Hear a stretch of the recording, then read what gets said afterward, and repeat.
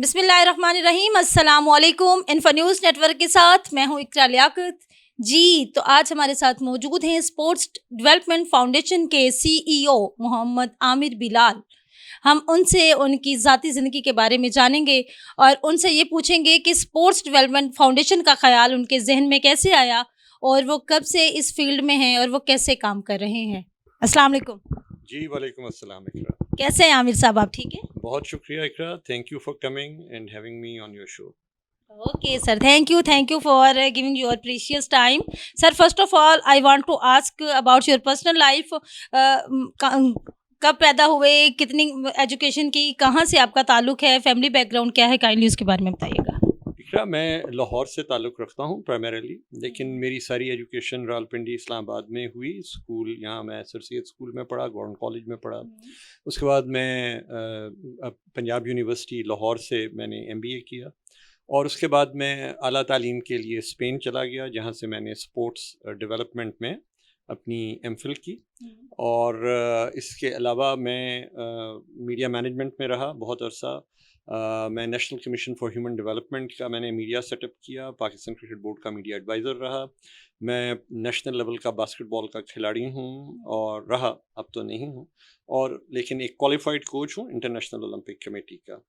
اور جو آپ نے بات کی کہ میرا اسپورٹس ڈیولپمنٹ فاؤنڈیشن قیام کا میرے ذہن میں کس طرح سے خیال آیا، تو یہ بات ہے سن 2004-05 کی. جب میں مختلف، کیونکہ کھیلوں کے ساتھ میرا تعلق رہتا تھا، تو کھیلوں کی ترقی اور ترویج کے حوالے سے میرے ذہن میں بہت سارے خیالات آتے تھے. تو لیکن خیالات تو بہت سے لوگوں کے ذہنوں میں آتے ہیں، لیکن میں نے اس کو ایک مناسب طور کے اوپر اس کو پڑھا اور دنیا کی بیسٹ پریکٹسز کو اسٹڈی کیا. تو پھر مجھے پتہ چلا کہ جب تک ہم گراس روٹ لیول کے اوپر پاکستان میں اسپورٹس کو جو ہے وہ ترقی نہیں دیں گے، اور پاکستان میں اسپورٹس ڈیولپمنٹ کو اکیڈیمکلی اور پروفیشنلی اسٹیبلش نہیں کریں گے تو یہ ممکن نہیں ہے. کیونکہ پاکستان میں انفارچونیٹلی ہمارے ایجوکیشن انسٹیٹیوشنز میں اسپورٹس جو ہے وہ اس طرح سے اسٹیبلشڈ نہیں ہے اور ہماری تعلیم کا حصہ نہیں ہے. تو اس چیز کو پروپوگیٹ کرنے کے لیے، اس چیز کو پھیلانے کے لیے، اس چیز کو اسٹیبلش کرنے کے لیے میں نے اسپورٹس ڈیولپمنٹ فاؤنڈیشن کا قیام کیا. اور اس کے بعد سے لے کے آہستہ آہستہ مختلف مراحل سے ہوتے ہوئے جو ہے ہم اس کو لے کر چل رہے ہیں، اور اب ہم نے اس کا ایک انٹرنیشنل چیپٹر بھی اسٹیبلش کر رہے ہیں. تو ہماری کوشش یہ ہے کہ ہم تعلیمی اداروں کے اندر گراس روٹ لیول کے اوپر اسپورٹس کو اور کلب لیول کے اوپر پراپر اسپورٹس کو جو ہے وہ ہم اس کو اسٹیبلش کریں. اور جیسے کہ آپ جانتی ہیں کہ ساری دنیا میں نیشن بلڈنگ میں اسپورٹس کا بہت بڑا کردار ہے، تو یہ ساری چیزیں دیکھتے ہوئے میرے ذہن میں آیا اور ہم نے اسپورٹس ڈیولپمنٹ فاؤنڈیشن کو قیام کیا. سر، ایک بڑے مشہور مفکر کا قول ہے کہ جہاں پر جو کھیل کے میدان آباد ہوتے ہیں وہاں پر ہسپتال جو ہیں وہ غیر آباد ہوتے ہیں. لیکن آج کل کچھ وبائی امراض ایسی ہیں کہ جس میں بچہ انوالو ہو جائے، یا مطلب وہ جس بھی مریض کو لگتی ہے اس کے بعد وہ بیچارہ چلنے کے قابل نہیں رہتا ہے، یا کچھ ہمارے اسپورٹس مین جو ہیں وہ اس طرح کی ڈیڈ انجریز میں انوالو ہو جاتے ہیں جس کے بعد وہ کھیلنے کے قابل نہیں رہتے ہیں. اور یا کچھ ایسا ٹیلنٹ ہے مارکیٹ میں جو کہ ویسے تو کھیلتا ہے، بہت اچھا کھیلتا ہے، ہم میڈیا والے ہیں، ہم بھی اس کو سپورٹ کرنے کی کوشش کرتے ہیں، لیکن اس کے پاس وہ والے وسائل نہیں ہے، وہ چانسز نہیں ہیں کہ وہ اوپر آئے، اپنا ٹیلنٹ دکھا سکے، خود کو گرو کرے، یا اپنی نیشن کے لیے، مطلب ہمارے لیے جا کر وہ باہر پرفارم کرے. تو ان ساری سچویشنز کے بارے میں آپ کیا کہیں گے؟ بہت اچھا سوال ہے، لیکن آپ کے اس سوال میں بنیادی طور پہ 3 مختلف سوالات ہیں. جی. پہلی چیز یہ ہے کہ آپ نے کہا کہ جو میں ریورس شروع کرتا ہوں. جب آپ نے کہا کہ ہمارے گلی محلوں میں بہت سارے ایسے بچے ہیں جن کے پاس ریسورسز نہیں ہیں، آپ نے ابھی نام سنا ہوگا اسٹریٹ فٹ بال کا. بھی ہماری ٹیم گئی تھی، فائنل کھیلا اس نے. پاکستان میں اسٹریٹ فٹ بال کو انٹروڈیوس بھی میں نے ہی کروایا، میں نے ہی اس کے بارے میں آرٹیکل لکھے، اور اس کے بعد اچھا ہوا کہ مختلف کارپوریٹس نے اس کو پک کیا، اور الٹیمیٹلی پاکستان میں اسٹریٹ فٹ بال اب ایک بہت اچھے مقام پر ہے. مجھے بڑی خوشی ہوتی ہے یہ دیکھ کے. تو ہم نے یہ جو ہمارے وہ بچے جن کو ہم کہتے ہیں کہ جن کے پاس وسائل نہیں ہیں یا جو بہت غریب ہیں، ان کو ایسی کھیلوں کی طرف آنا چاہیے جس میں ریسورسز کم ہیں، جیسے فٹ بال ہے، جیسے والی بال ہے. یہ سستی کھیلیں ہیں. پاکستان میں کیونکہ کرکٹ کلچر ہے، اسپورٹس کلچر اتنا نہیں ہے جتنا کرکٹ کلچر ہے، اٹس نیکسٹ ٹو ریلیجن. تو کرکٹ کھیلنا ہر بچے کے بس کی بات نہیں ہے، اس میں آگے جا کے کمپٹیشن بھی ہے، مہنگا بھی ہے، اور ہاکی تو اب اس سے بھی مہنگی ہو گئی ہے کیونکہ اس میں آسٹرو ٹرف ہے. ایک ہاکی کا جو خالی گول کیپر کی کٹ ہے عام قسم کی وہی 2 لاکھ روپے کی آتی ہے. تو اب یہ چیزیں جو ہیں ان سے ہٹ کے بہت ساری کھیلیں ہیں، باسکٹ بال ہے، فٹ بال ہے. اب آپ دیکھیں کہ پاکستان میں جو کامبیٹ سپورٹس ہیں یعنی باکسنگ، کراٹے، یہ کافی اس میں چیمپئنز نکلتے آ رہے ہیں، لڑکے لڑکیاں اس کے اندر آ رہی ہیں. تو اس کو ترقی دینے کی ضرورت ہے، اس کے اندر کام کرنے کی ضرورت ہے. تو اس میں بہت ساری یعنی جابز ہیں. اگر ہم اس کو پروفیشنلی پاکستان کے اندر سپورٹس کو ایمیچورزم سے نکال کے پروفیشنلزم کی طرف لانے میں کامیاب ہو گئے، وہ بھی ہماری فاؤنڈیشن کا ایک ون آف آر ایمز ہے. تو انشاءاللہ اگر ہم وہ کرنے میں کامیاب ہو گئے تو مجھے پوری امید ہے کہ پاکستان میں بہت سارے بچوں کو ایک پروفیشنل لائن مل جائے گی ڈاکٹری اور انجینئرنگ سے ہٹ کے، اور آلریڈی اس میں بہت سارے بچے اب کام کر رہے ہیں. تو پاکستان میں ٹیلنٹ کے حوالے سے بچوں کا مستقبل جو ہے وہ بہت ہی شاندار ہے. لیکن ضرورت اسی چیز کی ہے کہ ہمارے یہاں پہ جو ڈیسٹیچیوٹس ہیں، جو غریب عوام ہے، ان کے لیے سستی کھیلوں کی اپرچونٹیز جو ہیں وہ پرووائڈ کی جائیں. اور یہی ہماری آرگنائزیشن کا ایم بھی ہے، اور اس میں ہم مزید کئی انٹرنیشنل آرگنائزیشن جیسے رائٹ ٹو پلے انٹرنیشنل ہے ان کے ساتھ مل کر اس میں کام کر رہے ہیں. سر، جو یورپین کنٹریز ہیں ان لوگوں کا یہ ماننا ہے کہ پاکستان دنیا بھر میں ایسا ملک ہے جہاں کی یوتھ، مطلب جو نوجوان لوگوں کا پرسنٹیج ہے وہ زیادہ ہے، لیکن ہماری جو یوتھ ہے اس کے پاس وہ والے وسائل نہیں ہیں، یا مطلب اپرچونیٹیز ہم ان کو وہ پرووائڈ نہیں کر رہے ہیں کہ وہ خود کو گرو کر سکیں. تو اس کے لیے آپ کی فاؤنڈیشن کیا کر رہی ہے؟ دیکھیں بالکل، دیکھیں جو اپرچونٹی ہے نا، یہ مطلب ہے کہ آپ نے لوگوں کو امپاور کرنا ہے.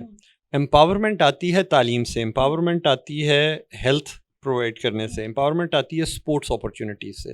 اوبویسلی ایک این جی او کا اسکیل وہ تو نہیں ہوتا جو حکومت کا ہوتا ہے، لیکن ہماری کوشش یہ ہے کہ ہم اس قسم کیا ایک جس کو آپ کہتے ہیں کہ ایک حکومت کے لیے ایک ایسا نمونہ بنا کے پیش کریں جس کو حکومت پھر آگے لے کر چلے. کیونکہ حکومت کے پاس وسائل کی بھی کمی ہے جیسے آپ نے ابھی خود کہا، لیکن جیسے میں پہلے کہہ چکا ہوں کہ بہت ساری ایسی کھیلیں ہیں جن میں بہت وسائل کی ضرورت نہیں ہے. تو ہم ایسی ہی کھیلوں کو پروپوگیٹ کر رہے ہیں. ہم کرکٹ یا ہاکی کی خالی بات نہیں کر رہے ہیں، ہم ان چیپ کھیلوں کی بات کر رہے ہیں. اور ہم ایسی کھیلوں کو، اب آپ مجھے یہ بتائیے کہ ایک بیڈمنٹن کے لیے کتنی جگہ کی ضرورت ہے، یا ٹیبل ٹینس کی ایک ٹیبل لگانے کے لیے کتنی جگہ کی ضرورت ہے، یا ایک اور کوئی جو چھوٹی کھیل ہے آپ ایک کورٹ بنا دیتے ہیں والی بال کا، ایک آپ نے نیٹ لگانا ہے.